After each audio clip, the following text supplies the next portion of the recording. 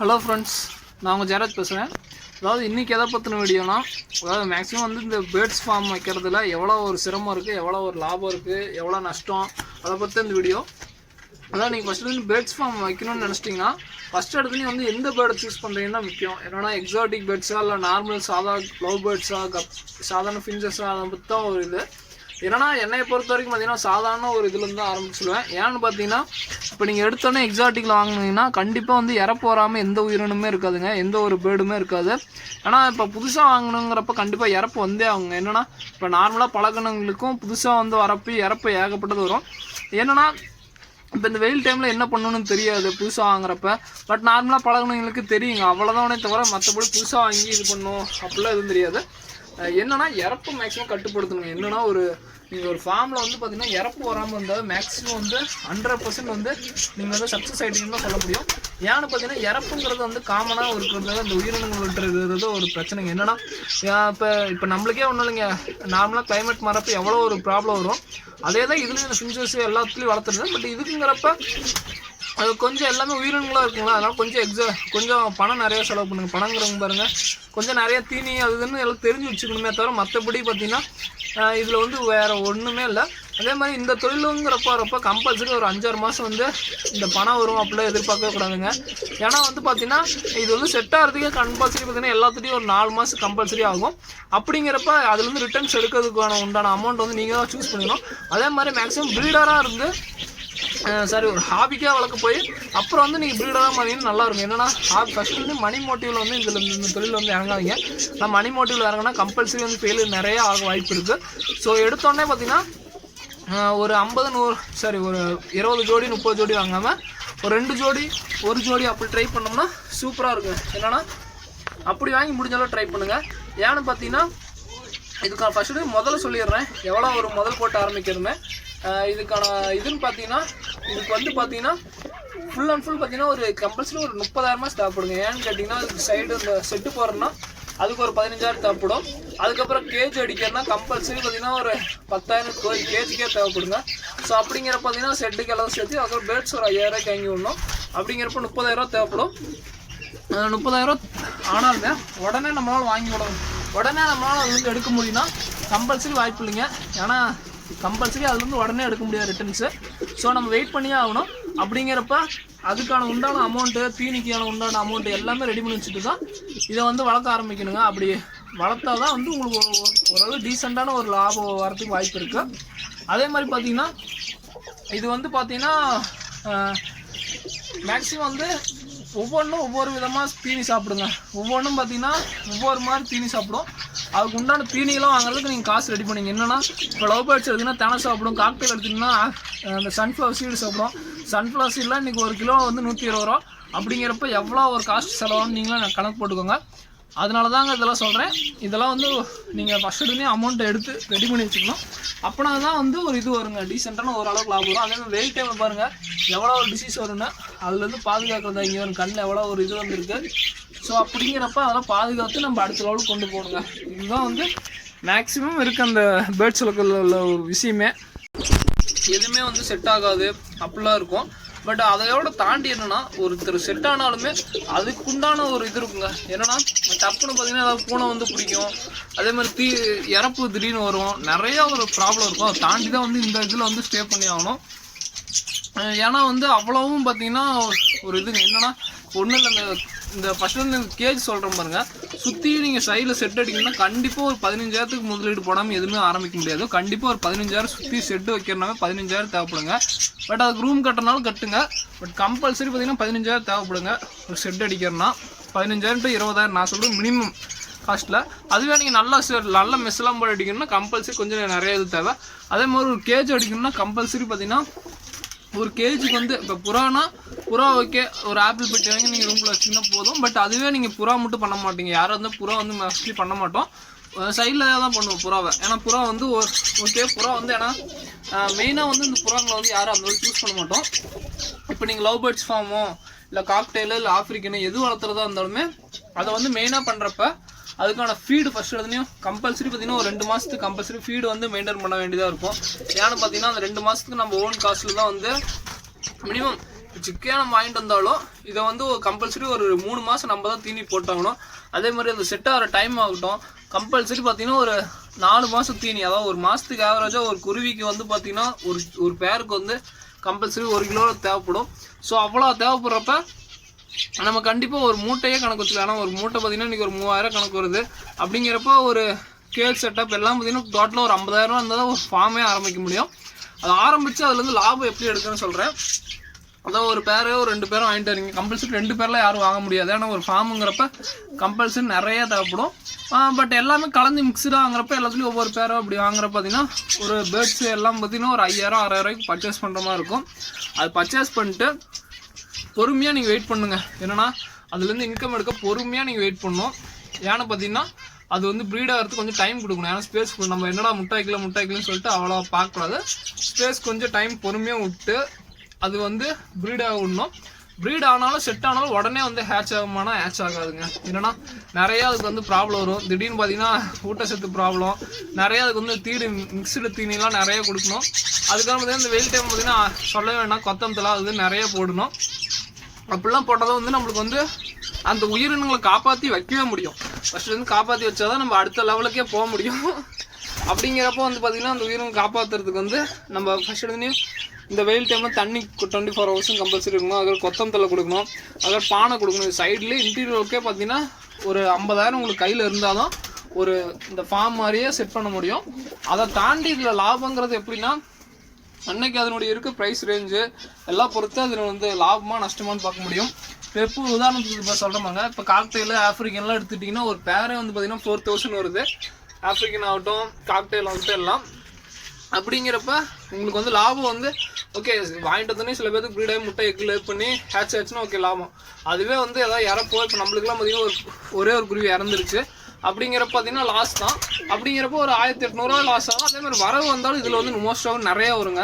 ஏன்னா ஒரு பேர் வந்து குட்டி வச்சு ஒரு பேர் குட்டி எடுத்தோம்னாவே ஏகப்பட்ட காசுக்கு. பட் அதே மாதிரி லாஸ் ஆனிச்சுனாலும் ஊர்பட்ட லாஸ் ஆகுங்க.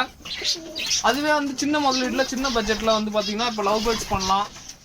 லவ் பேர்ட்ஸில் வந்து பார்த்திங்கன்னா ப்ரீடிங் பேர் வாங்கிட்டு வந்தோன்னா கம்பல்சரி ஒரு வாங்கிட்டு வந்து ஒரு 1 மந்த்துக்குள்ளே பானை கட்டிவிட்டிங்கன்னா கம்பல்சரி எக் லே பண்ணிடும்.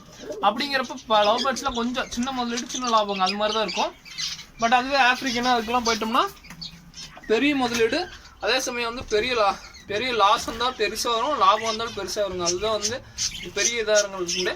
அதுக்கு முன்னாடி எது இறங்குறதா இருந்தாலும் ஃபஸ்ட்டு சின்னதுலேருந்து இறங்கணுங்க. என்னென்னா சின்னதாக ஃபஸ்ட்டு ஆரம்பிக்கலாம், அதுக்கப்புறம் பெருசாக வைப்பாங்க. என்னை பொறுத்த வரைக்கும் அதுதான். அதே மாதிரி இதுக்கான இப்போ வாங்குறதாகட்டும் எல்லாருமே ரொம்ப கஷ்டம். என்னென்னா இப்போ நம்ம உற்பத்தி கூட பண்ணுறது ஈஸியாக பண்ணிடலாங்க. அதை வந்து விற்கிறதுக்கான ஒரு பிளாட்ஃபார்ம் இருக்குதுங்க, அதுதான் ரொம்ப ரொம்ப கஷ்டம். ஏன்னு பார்த்தீங்கன்னா கம்பல்சரி கடைங்களை தான் கொண்டு போனோம். கடைக்கு கொண்டு போய் எடுத்துக்கிறேன்னு சொன்னாலுமே ரேட்டு ஓரளவுக்கு நம்ம டீசெண்டான ரேட்டு தான் கொடுத்தாகணும்.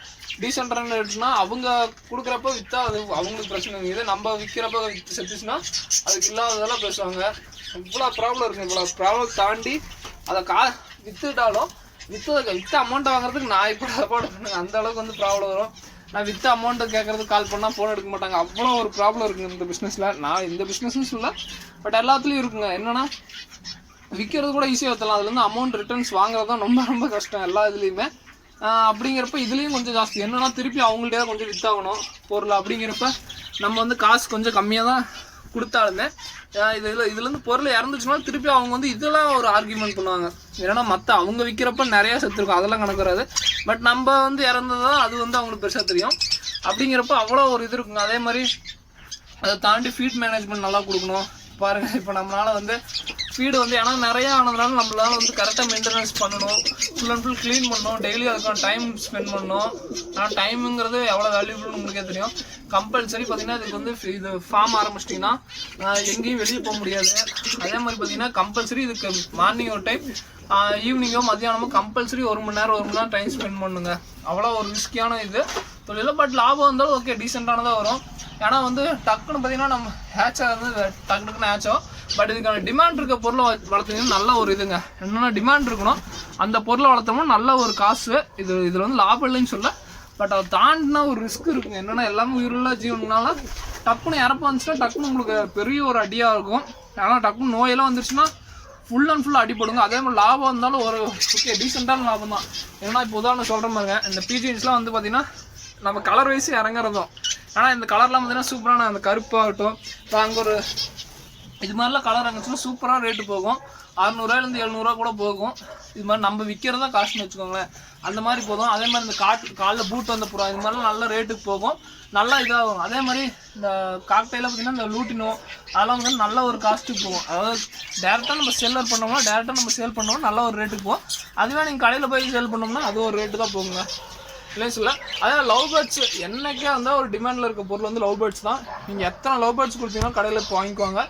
ஆனால் பார்த்தீங்கன்னா அது வந்து அந்தளவுக்கு லவ் பேர்ட்ஸ் வந்து தேவைப்படுற பொருளாக இருக்குது. ஏன்னா நீங்கள் இப்போ என்கிட்ட ஒரு 20 பேர் இருந்தாலும் இன்றைக்கி வந்து கடையில் விற்கிற அளவுக்கு தான் இருக்குது. ஏன்னா பேர் 250க்கு எடுத்துக்கோங்க, அவ்வளோதானே தவிர மற்றபடி இதுக்கான மார்க்கெட் வந்து இன்னும் டிமாண்டில் தான் இருக்குது. அதை தாண்டி இந்த ஃபின்சஸும் பார்த்தீங்கன்னா டிமாண்டில் தான் இருக்குது. பட் இது வந்து கொஞ்சம் ப்ரீட் பண்ணுற கஷ்டங்க. ஏன்னு கேட்டிங்கன்னா டக்கு டக்குன்னு பறந்து ஓடிடும். மேக்ஸிமம் எல்லாத்துலேயும் வந்து ஃபின்சஸ் வந்து இறப்பு வந்து யாரும் பார்த்துக்க மாட்டாங்க, அதாவது இது வந்து ஓடி போச்சுன்னு தான் எல்லாத்துலேயும் சொல்லுவாங்க தவிர என்கிட்ட இறந்துருச்சு அப்படிங்கிற மாதிரி இந்த ஃபின்சஸ்லேருந்து வாயிலேருந்து யார் வாயிலும் வராது. மேக்ஸிமம் ஓடி போச்சுன்னு தான் சொல்லுவாங்க.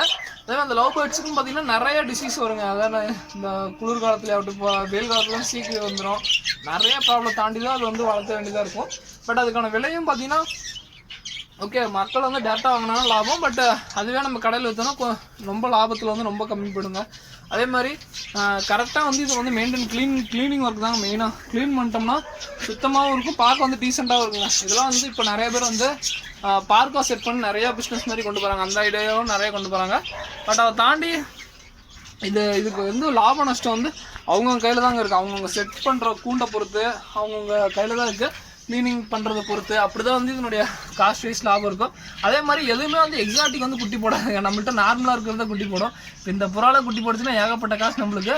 பட் இந்த புறா குட்டி போடுமா, அது வந்து டைம் எடுத்துங்க. அந்த டைம் வந்து நம்ம கம்பல்சரி கொடுத்தே ஆகணும். அப்படின்னா தான் வந்து இது மாதிரி எக்ஸாட்டிக்காக வாங்குறப்ப வந்து குட்டி போடும். நம்ம எடுத்தோடனே வந்து இந்த இது எனக்கு குட்டியாக போட்டு ஆகணும் உடனே அப்படின்னா எதுவுமே குட்டி போடாதீங்க. அது எந்த தொழிலாக இருக்கட்டும், எடுத்தோடனே எனக்கு எல்லாம் பட எல்லாம் ஆகணும் அப்படின்னு அவசரப்பட்டோம்னா இதில் வந்து வேலைக்கா. இதுக்கு வந்து பொறுமை நிதானமாக தேவைங்க. ஏன்னா நீங்கள் கை விடலான்னு போவீங்க. ஆனால் எனக்குலாம் பார்த்தீங்கன்னா ஃபஸ்ட்டு வந்து ஆரம்பிக்கிறப்ப சடனாக வந்து போனை வந்து பிடிச்சிருச்சு. ஃபுல் அண்ட் ஃபுல் பார்த்தீங்கன்னா ப்ராப்ளம் தான், ஒன்று கூட இதாக வரல அந்தளவுக்கு இது. அதே மாதிரி செட் ஆனோடனே திடீர்னு பக்கத்து வீட்டிலேருந்து ப்ராப்ளம் வரும், நிறையா பிரச்சனை இருக்குது. அதை தாண்டி தான் நம்ம ஃபேஸ் பண்ணி தான் இது பண்ண வேண்டியதாக இருக்கும். அதுக்கப்புறம் செட் ஆகிடுச்சுன்னா ஒன்ஸ் நீங்கள் கொண்டு வந்துட்டீங்கன்னா அதுக்கப்புறம் உங்களோட இது வேறு லெவலில் இருக்குங்க, க்ரோத்தும் நல்லாயிருக்கும். ஏன்னு பார்த்தீங்கன்னா இப்போ நம்மள்ட்ட வந்து பாருங்கள் டீச்சிங்ஸ் நல்லா ஒரு செட் ஆகி நல்லா கண்டிஷனில் போயிட்டுருக்கு பாருங்கள். இது வந்து மேலே இருக்க கருப்புனுடைய குட்டி, இது வந்து அப்படியே சாம்பலினுடைய குட்டி. இதெல்லாம் வந்து பார்த்தீங்கன்னா பூட் போட்டிருக்குங்க, காலில் பாருங்கள் பூட் போட்ட மாதிரி இருக்கும். பட் இதெல்லாம் ஒரு வேறு லெவல் சூப்பராக இருக்கும்.